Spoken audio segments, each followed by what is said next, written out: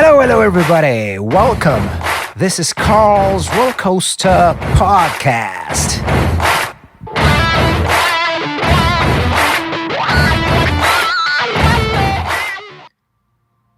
Hello, dear friends. How are you all? I hope you're keeping safe, staying home as much as you can, and taking the time to internalize, taking the time to perhaps do a clear out in the house that you've been longing to, maybe a clear out of your own system, taking the time to sit down perhaps every now and then and just contemplate life and look at the positives of it. Because we all are blessed in one way or another. We are all facing difficulties, that's for sure, and unprecedented challenges on those unprecedented times. But I'm sure we can all sit down and understand the amazing things that we all have in one way or another, because we are still alive, we're here, and that's a magical thing on its own. I have today a friend, a person that I got to know for the last few months since we've been working together with this international act, of which you guys probably are aware of, because I probably mentioned it before in one way or another, Ego Kill Talent. And Tony Couch, he spent his early days in rock radio and had a stint as a rock editor of Hits magazine before he gained nearly 20 years of management experience with artists including Shinedown, Neon Trees, Fear of a Madman, etc. He's also been day-to-day manager to rock bands Chevelle, Fear of a Madman, and in this moment supervising team of artist managers at company and rosters of 15 artists including Shinedown and Halestorm. And we clicked from day one. Tony is an unbelievably experienced artist manager and experienced all around professional of the music business industry. And it's with great pleasure that I managed to catch him for a brief chat to make this podcast. And there were plenty of other questions that I would like to ask Tony, but with 3 kids and a wife, it's definitely very time constrained. But I'm sure we'll have plenty of other opportunities to carry on. But nonetheless, it was a very interesting chat. Tony walks us through how he ended up, in the music industry, and how he worked in so many different projects with so many different and very, very extremely successful major acts worldwide. So that's enough from me. I hope you will all enjoy this podcast, and with you guys, Mr. Tony Couch. Hey Tony, how are you doing, my friend? Welcome to the roller coaster. I'm ready for the ride, Carl. I guess I'm doing the best that we can do in these times of calamity. Absolutely, my friend. Absolutely. We are all facing troubled times and hoping for this whole crazy scenario to just go away as soon as possible, but we are all aware that this is going to take a little while. And for professionals like us working in the music industry, it's very, very, very complicated, isn't it? It sure is. Been doing this for 20 plus years, and I always felt like that the business was solid and impervious and not penetrable in the sense of live performance. I never in my wildest dreams thought that there would be a day that people couldn't gather together. But we've been hit by it, and as they say, this too shall pass, and we'll figure it out, and we're all in it together. And it's not like a 9/11 scenario or the situations that have happened in the UK in a terroristic standpoint, it's happening globally, right? So it's much harder, right? I mean, I was just talking to some friends the other day on Skype, and they were saying that if it's a bomb or if it's like a terrorist attack, it tends to be localized. There's a target, there's an area, and that country and that area of the world will face problems and difficulties, but that's a specific part of the world. On this particular case right now, the world is completely shut down for a period of which nobody knows how long this is going to last for. And we've never faced anything like it before, and we're probably never going to face anything like it, hopefully, after this all passes. It may actually be the new normal, sadly, in the sense of these coronaviruses continue to creep up and leak out, or whatever the case may be. And from my perspective, our perspective professionally in the entertainment side, I'm talking to the booking agencies and talking to other managers, and from a point of having mass crowds together again and feeling comfortable in our normal way of life of even going out, to the restaurants and what have you, until there's an antiviral or maybe even, shall I dare say, the vaccine, it's going to be very difficult. We can hope and pray and want, as they say. My old boss's ex-wife, who passed away, to rest her soul, she used to say, "How does it feel to want?" And we want, but it doesn't mean we can have. But until that's there, I just don't know. I think that they're going to end up changing density elements inside of venues for a while. There's going to be a whole new world that we're going to have to hurdle through. And I think it's going to ultimately impact the artists. The artists there may be less tickets available. People aren't going to have as much disposable income to buy tickets. So, talking to my boss over at C3, he's like, look, we'll get through this. And it may take longer than we anticipate, but eventually we'll get back. And the one thing that's amazing and that why we do what we do is, if you think about it, the power of music can't be held back. Imagine a world without music, and now everyone's moving to the internet, and it's like pouring water through a funnel. There's not enough, bandwidth. And then you think about it, an artist who we work with together is with Ego Kill Talent, and they're amazing. We were so primed, ready to pull the trigger on just an amazing rollout. And this, this too shall pass. And keeping it positive that when the time is right, it will be ready to share with the world. And but you think about how, as an artist, when every artist is doing what they're doing right now, and as they should be, is going to the internet. Yeah.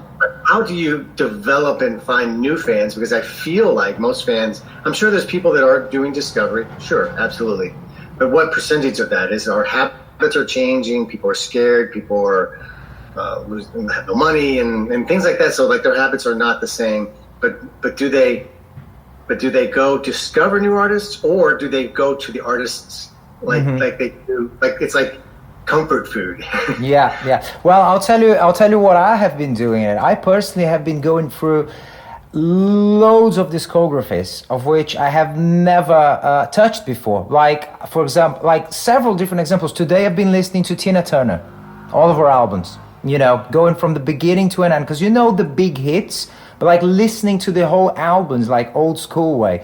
And it's fantastic, obviously. Nowadays with streaming, you can just literally pick an artist every single day and just listen to their entire discography. It's a world that there's no limits whatsoever, and you end up discovering things that like I was listening to Keith Richards, his solo career, and it's really good. His solo records are really, really good, and that's the kind of stuff that normally, for some reason, I personally don't do it, but now I'm having kind of like the time to, experiment and not discover maybe new artists, but actually go into the roots of it all.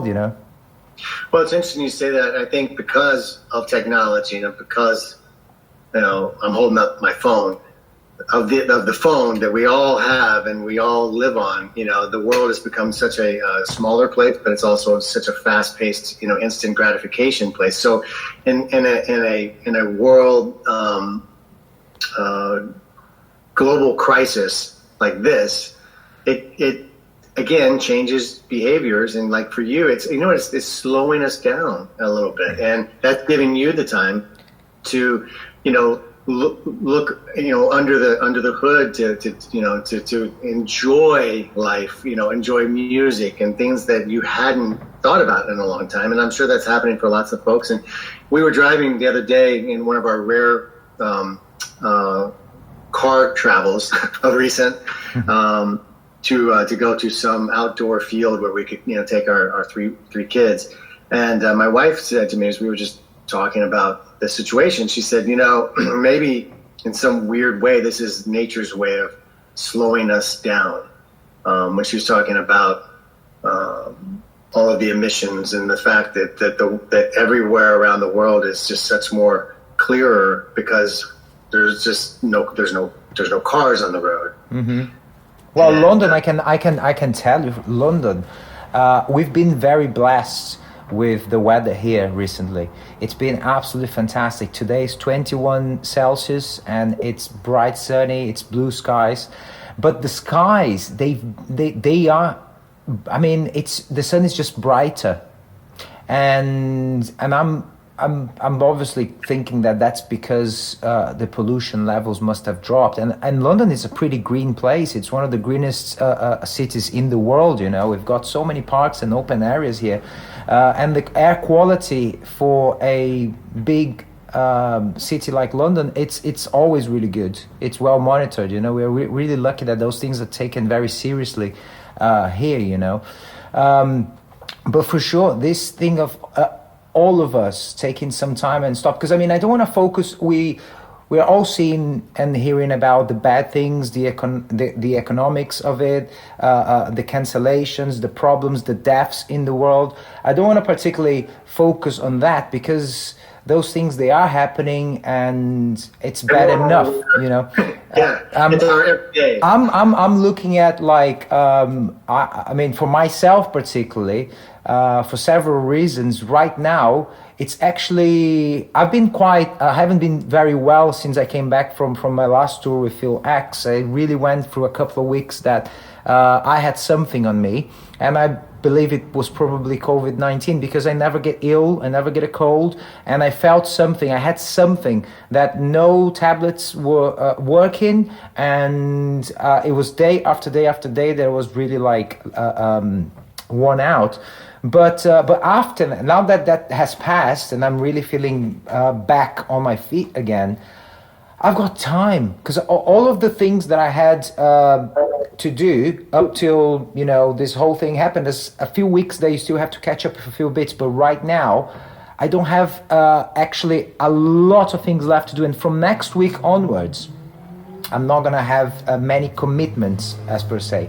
So I'm focusing on things that are so very simple, but so very important in life as well. And I am just appreciating the fact and trying to be as mindful as possible with time, because this is never going to happen again, to have this time on our hands, whichever way is affecting each one's lives. But we are privileged, like you said, we have certain things that a lot of people out there don't. We have security, we have a house to live, we have some sort of funds to tap into to feed, in your case, your family, and to carry on.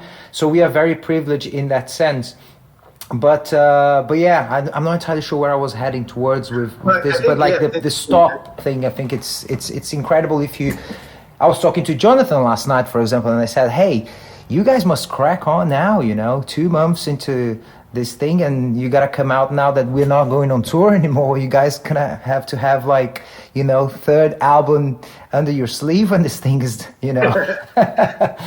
Yeah, no, I think, you know, prior to us just starting the podcast, when we were just engaging and saying hello, I think kind of what you're saying is like, again, we've got this cloud over the world and we're all in it. But I think that there's perspective that we can gain from it on every level. And I mentioned to you that we have 3 young children. I have a 6-year-old, one that's almost 4, and we have a 7-month-old. And again, it sounds negative because we're outnumbered. Both my wife and I are working from home, and we have 3 young kids, 1 in diapers. We have to be the educators now. We have to have a schedule.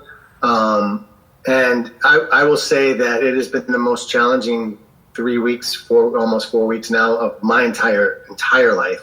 And we're getting into a better system now. And there's been hair pull out. You know, you just want to open the door and scream, "Fuck!" as loud as you can. But there's also been just these amazing moments, like you said, that we'll never have again. And I'm fortunate that I'm able to, during this time, spend time with my children. And it's making me, it's almost like you can make a list of the 10 things that you learned about yourself during the COVID-19 global crisis. And I'm learning about myself, and I'm tapping into things that I hadn't ever realized that I can do. And it's, you know, and it's also just understanding patience and understanding that these children are 6 and 4, you know, and they don't know what's going on. So I mentioned to you that every morning we open up with, we have breakfast and we have a system, and we have them make a gratitude list of things that they're thankful for. And I think that we can all right now benefit by thinking about what there is, not the negative, but how do we think about what's positive in our life? Because there still are those, you know, abilities, and that's what gets us through every day. So yeah, I would. That's a good one. I made a note here. Gratitude list. You know, I tend to thank every day in my own world, as per se. But I think when you write it down, there's power in writing things down, right? Yeah, definitely. Gratitude list is something that I definitely will engage. Very simple. And you know, it's interesting when you ask a 6-year-old what they're grateful for. You know, it may be, that's very interesting. Yeah. You know, the Pokemon thing, or is that what they say? Or you know, he's like a root beer float. You know, or you know, like ice cream, or you know, it's funny, like, you know, and the simple things, right? Yeah. So it's fun to do, and but I think that we have to kind of do that to keep our mental health, right? Keep ourselves understanding of it, that we will get through this, and it's tough. And you know, I will say, with having 3 kids and trying to work every day here, and just the hustles of everything that goes into that, I've been sleeping like a log every night. So, Tony, we dived into an obvious subject because you know, it's just catching up as well, me and you, right? We haven't properly spoken for a few weeks now, but I'd like to go a little bit back and ask you, you know, your early beginnings. Where did you grow up? How was did you grow up with your family? Do you have any siblings? And leading up to, you know, you did a bachelor in marketing, right, at University of Southern Indiana, and that's, I believe, just before you kind of started your early days in rock radio, and you had a stint as an editor for Hits magazine before you cracked on the managerial side of things, which you've been doing for now, like over 20 years, I believe, right? Yeah. So if you could just give us like a little insight Sure. of how was growing up, where did you grow up, and how, you know, did you get into music, and yeah. Yeah, of course. I grew up in the Midwest in America, in Southern Indiana, right on the Ohio River. Right, Kentucky was just south of us. Indianapolis was 4 hours north, and St. Louis 3 hours west, and then we had Louisville an hour and a half east, and Nashville was 2.5 hours south. So it kind of gives you some geographical perspective of where I grew up. We grew up in a blue collar family. I have one sister who's 2 years older, and for me, it's interesting how it all began. And I think if I go back to where it started, it was a Kmart, like it's almost like a Walmart. I had an allowance. My mom told me that I could buy anything that I wanted with my allowance. So I went to the record aisle and I picked up the first. It was the Kiss album, and I brought it up to her, and we were checking out. And my mom, I was a good kid, and my mom was awesome. Rest her soul. She passed away last year. But she turned to me and said, "You are not getting that. Like, this is like the devil music, right? Like these guys, these faces painted." And I was a good kid, and I was like, "No." I threw a fit and had to throw down in the aisle, and there was a whole ordeal. And so I ended up getting it, and I came home and I opened it up, and this insert comes out, and it was the Kiss Army, and I was like, now I'm joining the Kiss Army, and my sister and my mom, and my dad, they thought that I was going to hell. We're losing him. And so that was my first, I was just enthralled and so sucked in by, and I will say, listen, people will get mad at me for saying this, but it was Kiss, yeah, but it wasn't like deep music, right? But that was a lot of people my age's first experience, and that was actually ended up being my first concert. But I grew up and I was just really into music, and I remember that as I got into it, I was a little older, I would join one of those record clubs where you get the records, and they came, and I was listening to this artist from New Jersey that I somehow picked out, whose name was Bon Jovi. And growing up in Indiana, this guy was nothing at this point, but I was like, man, Runaway and She Don't Know Me and, Roulette, all these songs on that record. And I'm like trying to play it for my sister. So this is me in my, formidable years. How old were you back then? I guess I must have been, at that point, I'm guessing middle school, somewhere in that range. And on my big stereo, and in my room I had my guitars and my stuff up on the walls, but I was playing the songs for my sister. I was trying to didn't even realize that this was my future, and I'm like, this is it. And I remember my sister saying to me, "Tony, I don't care," and I was like, it resonated with. What do you mean you can't care? This guy's going to be huge. And she's like, just get away from me, but that was me then. And I was just finding the artist and being so into the music and trying to pass it along to others and hear we'll call it the A&R aspect of it. So you would say that the first two artists that really caught your attention into rock were Kiss and Bon Jovi, mostly. Yeah, it's my world. And so I was a decent student. I was the sort of, touched all the bases. I was a jock who played lots of sports. I was also in marching band. I was band captain, played trumpet. But I also was a stoner, hung out with the good and the bad kids. And so fast forward to lunch one day, I was rolling around with my friend Chris Hieronymus, who passed away, but rest his soul as well. But he was in one of those souped up Beetle bugs with the open engine in the back, which I don't even know if they have those in London back then. But we're driving around, we're listening to Motley Crue shout at the devil, and we're getting high. And this is full disclosure. We're smoking a joint, and he's like, so what are you doing next semester? And he wasn't the college lane. And I was like, I don't know. He's like, you got to take the intro to radio. I'm a blah, blah, blah. I'm a director. I'm like, and I was in a rock band at this point called Exist, which I'll tell you about in a minute. But I was a singer, really bad singer.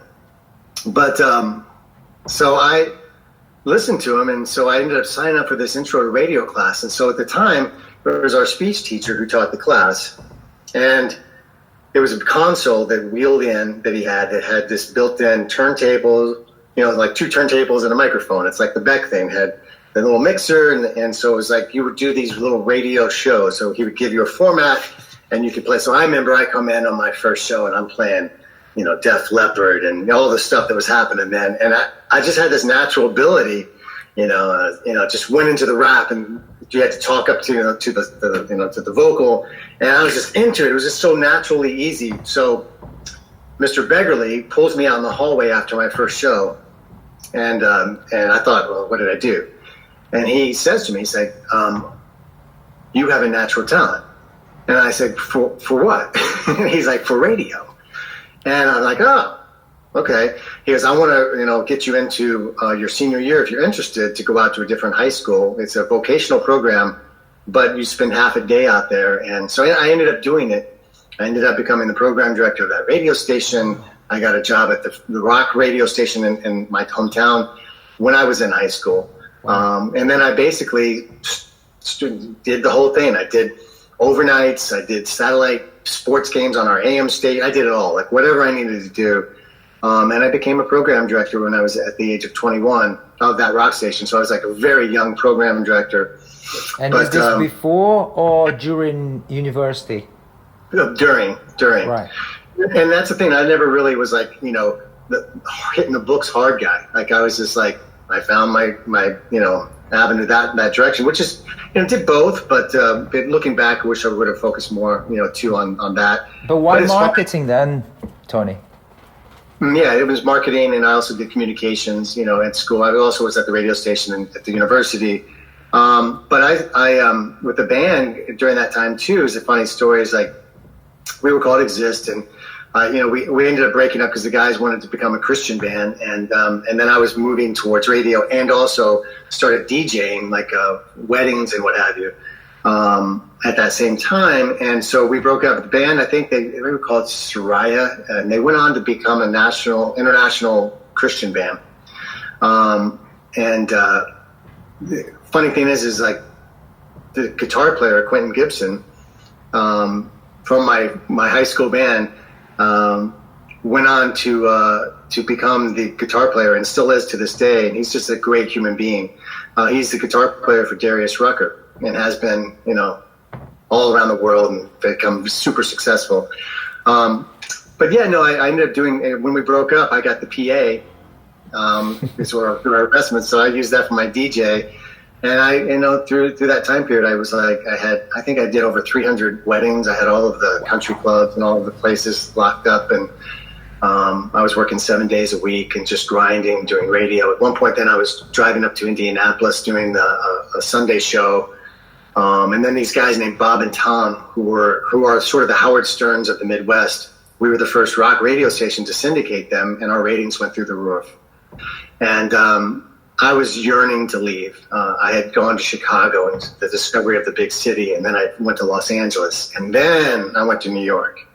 And my parents, they could see me. They could see they were losing me. Mm-hmm. And so I started applying for jobs, and I'd had a possible job in Colorado Springs, one in Palm Springs, and but then I got a hit from a guy named Steve Blatter, who has been the head of programming at Sirius XM since day one, but he was at this station called X107 up in Westchester, New York, and I got hired to go out there and do marketing and do some on-air stuff, and that's what brought me to New York, and that sort of segued me down eventually into being an assistant for a big radio promoter, and then I did that for several years, and then moved out west to do the rock editor thing for this magazine. It's called Hits Magazine.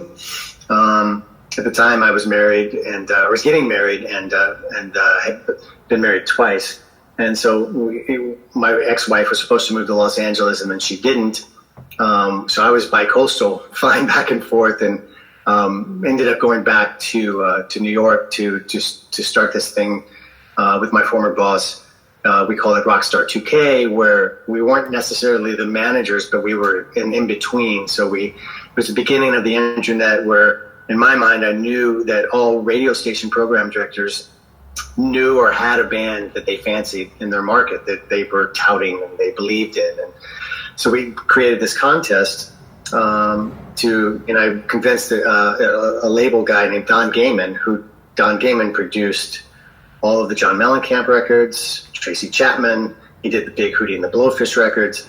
And at the time, he gave us a very lucrative record deal when he was at MCA. He had his own imprint on MCA. So we did the contest, and we gave it away at CBGB's in New York, which turns out to be there was a band called the Blue Dogs who won that particular contest. They were from Charleston, South Carolina. Great band, but it never really materialized into huge success. And I won't say partially, but this happened to be the Saturday night before the Tuesday of 9/11, and so that was I was in New York during that time. But you were in New York when the 9/11 took place. Yes, yeah, we were there, and we lived through all of that, and sadly watched the towers fall and the whole thing from where we were. My office was on 23rd Street in Chelsea, and the first tower went down. We were up on the roof of our building, and we watched it just crumble. And it was just one of those moments where you just like, that can't happen. That can't happen. And it's kind of what's going on right now. Like, it's that same feeling. If you think about it, like, this is, how could this happen? Mm-hmm. But it is. And we got through that, and this is a different thing with a pathogen, but we will get through it. Anyway, so that's sort of a story that led me to New York, and I always said that I lived 10 lives in New York, from where I would have been in my Midwestern state. And nothing against living in the Midwest, it's great, but New York opened me up to the whole world and the travels and the people that I've met, and so just an amazing experience. And then was there for 20 plus years and did the management thing. And my wife is from Boston. We had the opportunity to move up here in 2018, and we've been up here ever since. How did you navigate it then from going from all of those jobs and all of those places that you've been to eventually become before supervising team of artist managers, but like to become a day-to-day manager for the likes of Chevelle, Theory of a Deadman, in this moment, because that's part of the what's the name of that company now? I just slipped my mind. Indigood. Exactly. Yeah. Yes. How did that all started? Well, that was my former boss, his company, and I.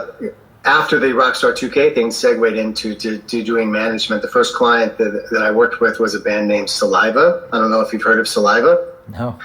They're famous for a song called Click, Click, Boom, and others, Ladies and Gentlemen. But if you heard them, you would know them. And Josie Scott, the singer, is a really incredibly talented guy. And so that was the first, and then just one after another. Worked with the Chevelle guys for many, many, many years, and lots of different artists over the years, and then I learned the ropes through just figuring it out and the hustle, and it was sort of a natural segue of it's if you think about management, it's a lot of it is some of psychology, it's logistics mainly, a lot of logistics, a lot of planning. I always say, look 18 months, 2 years out down the road, and where do we want to be at that point? And then work backwards from there.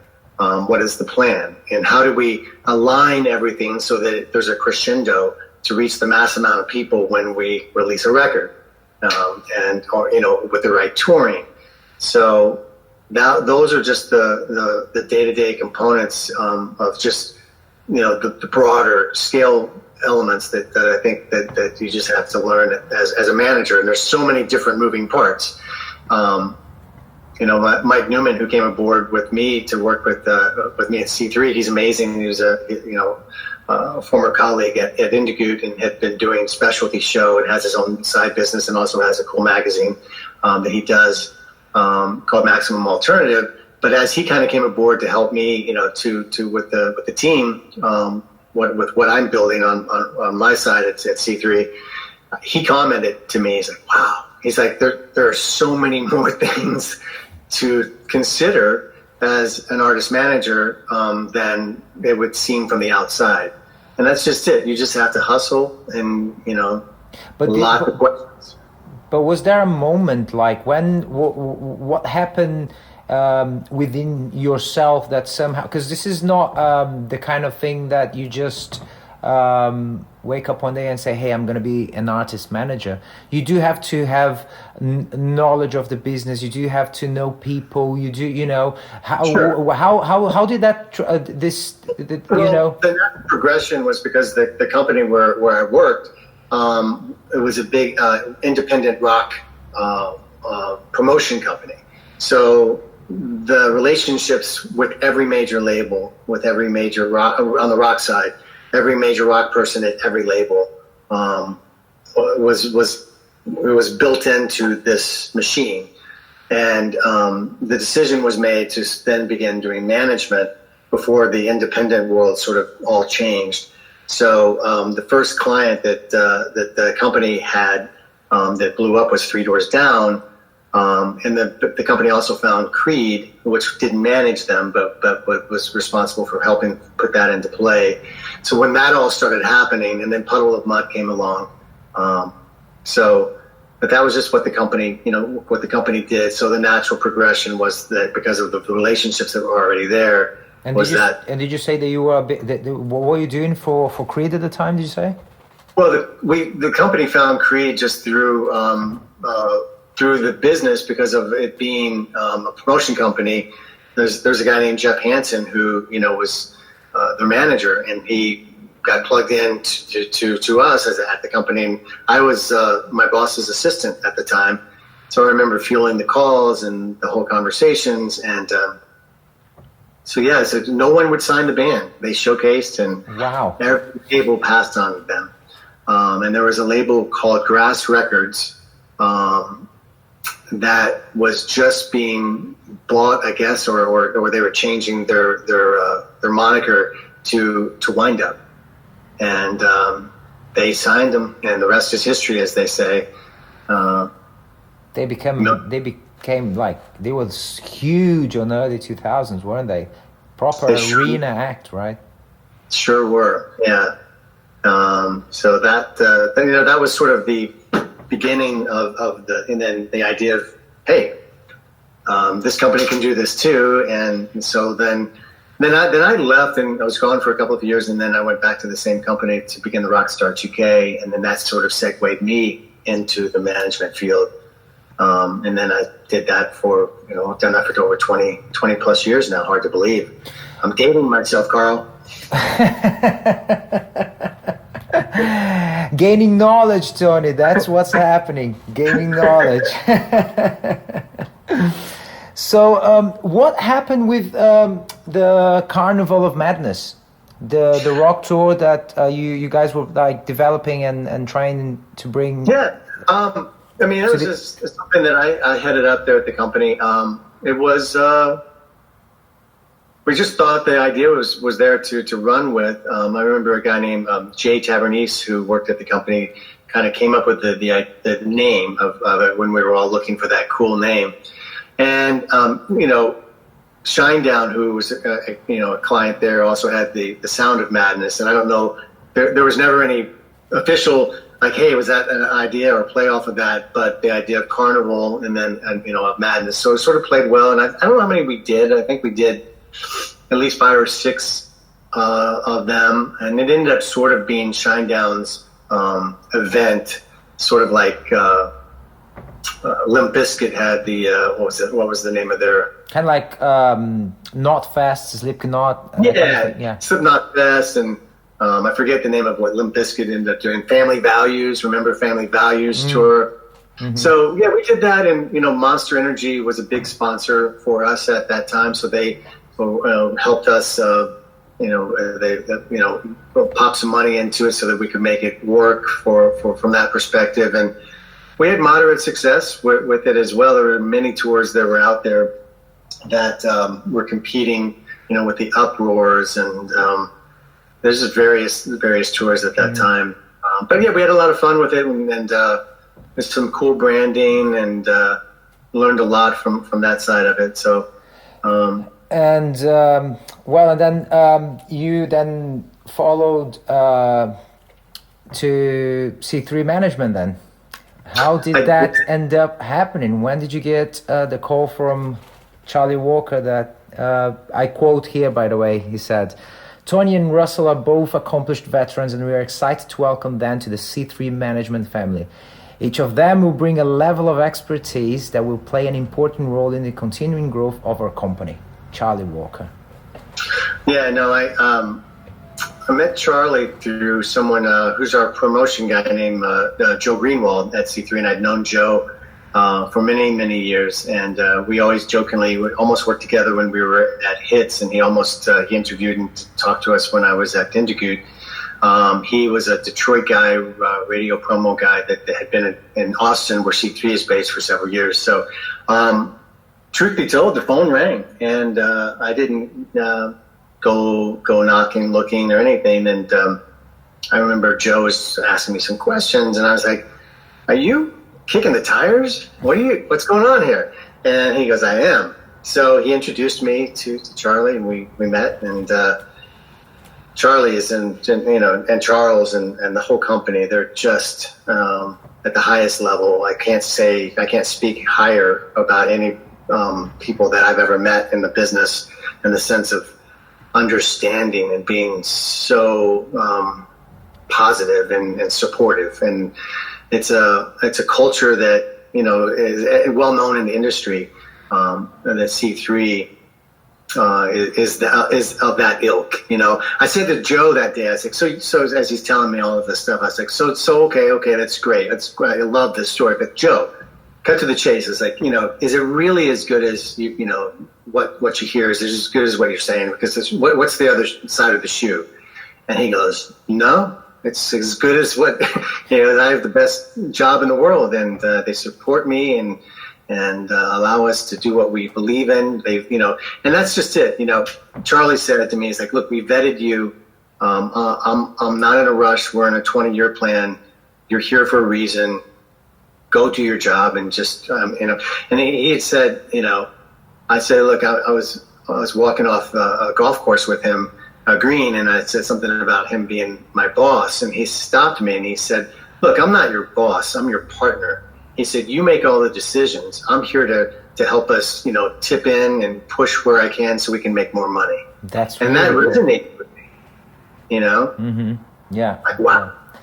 And for those of you that don't know C3 management, C3 Presents, it's famed for producing Austin City Limits, Lollapalooza, and C3 management actually has offices Austin, Boston, Denver, London, Los Angeles, everywhere basically. And Tony, what with your expertise, with your experience, with your life experience in the music business and being an artist manager as you are, what makes a good artist manager, on your opinion? From you don't need to speak about yourself. I'm asking, like, if you look at someone, what sorts of qualities and things you would identify on the individual and say, well, this guy does have the skills or the potential to do this sort of job, this kind of job? Well, I think number one, organization. You have to be organized because there are so many elements to an artist's career. Then comes the relationships. You have to have some level of relationships and Rolodex, if you will, and being out there to develop it if you're young and you're getting into it. So I would just say, meet everyone you possibly can, ingratiate yourself, like let them know that you're in it for the long haul. But I think the qualities are, organization, patience, logistics, fall into the same element. Understanding the new technologies, be at the forefront of that, and as a person who's been doing it for a long time, there are so many moving parts in that world too that we're constantly trying to make sure that we're on top of for the artist in this digital age. So I think that's, if you're a young manager getting into the game, that's just probably going to come naturally for you. But if you're a little older, then you really have to do the continuing education aspect of understanding where the marketplace is. I think there's a psychological aspect too. I think that you understanding how to speak to artists in a manner that is, trust, to build that trust with them, and to make sure that they know that you're genuine with what, you're looking out for their best interest at all times. That's your job. So I think that quality as a manager is vital, because it can't be fake. It has to be sincere, right? I mean, obviously, but that's true. Like, you just have to, if you come in at Kabul in a China shop, sometimes, people forget, you work for the client. You're, the artist is the boss, and you're the general, so to speak, to help them plug in all aspects of their career. So you're looking at, the recording, the writing, recording, the touring, the business management, accounting, which is, extremely important, making sure that all revenue streams are accurately accounted for, that you're not leaving money on the table. You're working with the booking agent to make sure that you're maximizing the opportunities for the artists. And how do you grow the guarantee, for the band? And sometimes you get to a place where it's a difficult decision, where you sometimes have to say no to certain things, to know that if your value is there, that they will come back to you, and that's where the money grows. You may go from, making, you may be at 20,000 US, at a festival in a developing act. And how do we get to 30 if you actually have growth and momentum, and the promoter knows that, but they're playing the game? Then you just have to say no. And then if they really want you, then then all of a sudden now you're a $30,000 festival band. And then understanding the streaming, all aspects of the game is like, how do you grow streaming? What are you doing? What are the best practices? So I think that sort of all ties into being organized, having relationships. If you don't have them, develop them. Being patient, being understanding, listening to artists. What do they want? And how do you make the plan? And making sure that they're well informed of what's going on, So yeah. I don't know. That's sort of it in general. I think it's a 24/7 job. There are no weekends in management. Cool. Tony, I want to start to wrap up our conversation. I want to be mindful of your time.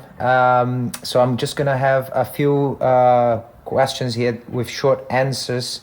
It's basically the roller coaster questions that I have. But just before that, I want to ask you something.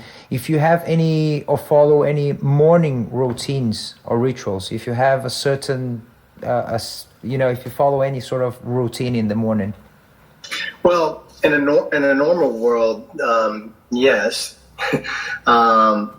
is generally, get the kids up and get them off to, one of them on the school bus, the other one to daycare, and then if this wasn't happening, we would have had our nanny, and then I would probably generally do some exercise. So it's either some yoga.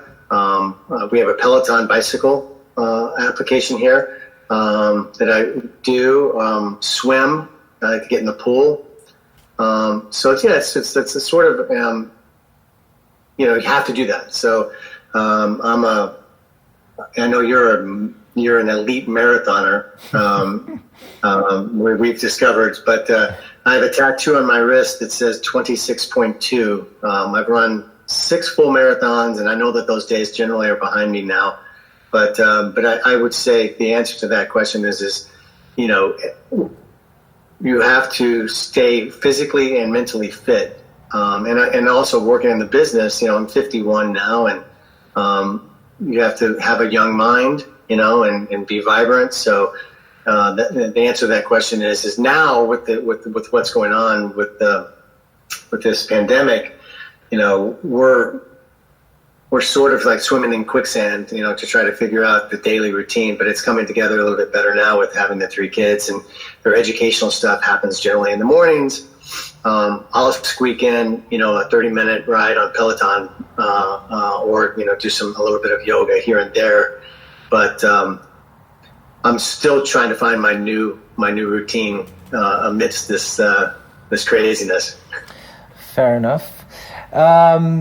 What's your spiritual practice, if any at all?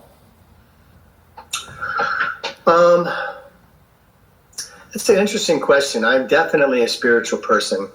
I would like to say that I have a regular routine with it. I try to get to the seat and sit when I can, and usually these days that's 5 or 10 minutes of just sitting and letting go. That's my mantra, let go. But I do believe that there's, I believe in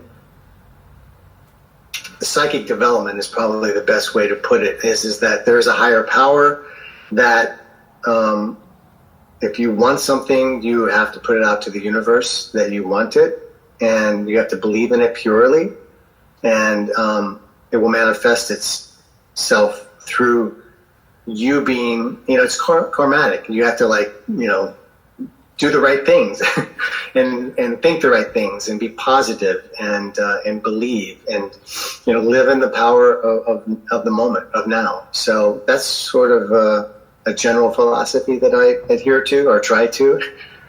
Minus the days that I mentioned I want to go outside and open the door and yell, "Fuck!" But it's trying to find a balance, right? Yes. I adhere to too much of anything is a bad thing on either side. So try to stay in the middle. Excellent. That's a very good place for us to wrap up this conversation. I had plenty more questions for you, Tony. I had a lot of other things to ask. However, this could be part one of what could be part two eventually in the near future. I'm sure we're going to have plenty more opportunities to chat and to do other podcasts, because there would be a lot of other stuff that I would like to dive into. You're such a knowledgeable person, a great guy, well experienced in this music industry, and myself as someone that works in this industry as well. I'm very interested in asking other specific questions, but then again, we'll leave that for another moment. I thank you for your time, my friend. It's good to see you, good to talk to you, and have a great day over there. Yeah, thank you for having me, and sure, let's talk again. Thanks for thinking of me, and I'm happy to ride on the roller coaster with you. Thank you, Tony. Have a good day, my friend.